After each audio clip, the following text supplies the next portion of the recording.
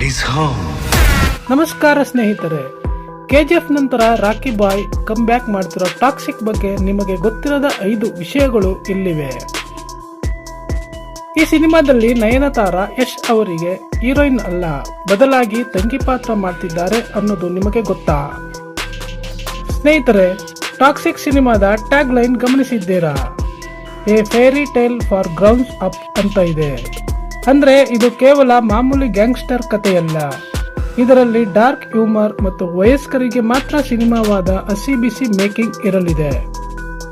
ವರದಿಗಳ ಪ್ರಕಾರ ಈ ಸಿನಿಮಾ ಗೋವಾದ ಹಿನ್ನೆಲೆಯಲ್ಲಿ ನಡೆಯುವ ಕತೆ. 1940ರಿಂದ 1970ರ ಕಾಲಘಟ್ಟದಲ್ಲಿ ಗೋವಾದಲ್ಲಿ ನಡೆಯುತ್ತಿದ್ದ ಡ್ರಗ್ ಕಾರ್ಟೆಲ್ ಮತ್ತು ಮಾಫಿಯಾ ಜಗತ್ತನ್ನು ಈ ಸಿನಿಮಾ ಅನಾವರಣಗೊಳಿಸಲಿದೆ. ಈ ಸಿನಿಮಾದ ಆಕ್ಷನ್ ಸೀನ್ಗಳಿಗಾಗಿ ಹಾಲಿವುಡ್ನ ಖ್ಯಾತ ಸ್ಟಂಟ್ ಕೊರಿಯೋಗ್ರಾಫರ್ ಜೆ ಪೆರಿ ಅವರನ್ನು ಕರೆತರಲಾಗಿದೆ. ಇವರು ಜಾನ್ ವಿಕ್ ನಂತಹ ಸೂಪರ್ ಹಿಟ್ ಸಿನಿಮಾಗಳಿಗೆ ಕೆಲಸ ಮಾಡಿದವರು. ಅಂದ್ರೆ ಆಕ್ಷನ್ ಯಾವ ಲೆವೆಲ್ನಲ್ಲಿ ಇರುತ್ತೆ ಅಂತ ನೀವೇ ಊಹಿಸಿಕೊಳ್ಳಿ.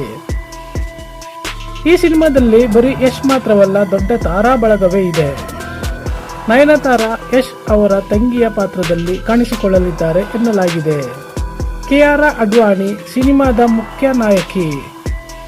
ಹುಮಾ ಕುರೇಶಿ ಈ ಸಿನಿಮಾದಲ್ಲಿ ಇರುವ ವಿಲನ್ ಅಥವಾ ನೆಗೆಟಿವ್ ಶೇಡ್ ನಲ್ಲಿ ಕಾಣಿಸಿಕೊಳ್ಳಲಿದ್ದಾರೆ. ರುಕ್ಮಿಣಿ ವಸಂತ್ ಕನ್ನಡದ ಸಪ್ತ ಸಾಗರದಾಚೆ ಎಲ್ಲೋ ಖ್ಯಾತಿಯ ರುಕ್ಮಿಣಿ ಕೂಡ ಪ್ರಮುಖ ಪಾತ್ರದಲ್ಲಿ ಇದ್ದಾರೆ. ಬೆಂಗಳೂರು ಸಮೀಪ ಸುಮಾರು 20 ಎಕರೆ ಪ್ರದೇಶದಲ್ಲಿ ಬೃಹತ್ ಸೆಟ್ ಹಾಕಲಾಗಿತ್ತು. ಈ ಸಿನಿಮಾದ ಚಿತ್ರೀಕರಣಕ್ಕಾಗಿ ಸುಮಾರು 1000ಕ್ಕೂ ಹೆಚ್ಚು ತಾಂತ್ರಿಕ ಸಿಬ್ಬಂದಿ ಮತ್ತು 450ಕ್ಕೂ ಹೆಚ್ಚು ನಟರು ಕೆಲಸ ಮಾಡಿದ್ದಾರೆ. ಇತ್ತೀಚೆಗೆ ಈ ಸಿನಿಮಾ ಸುದ್ದಿಯಾಗಿದ್ದು ಅದರ ವಿವಾದಗಳಿಂದ.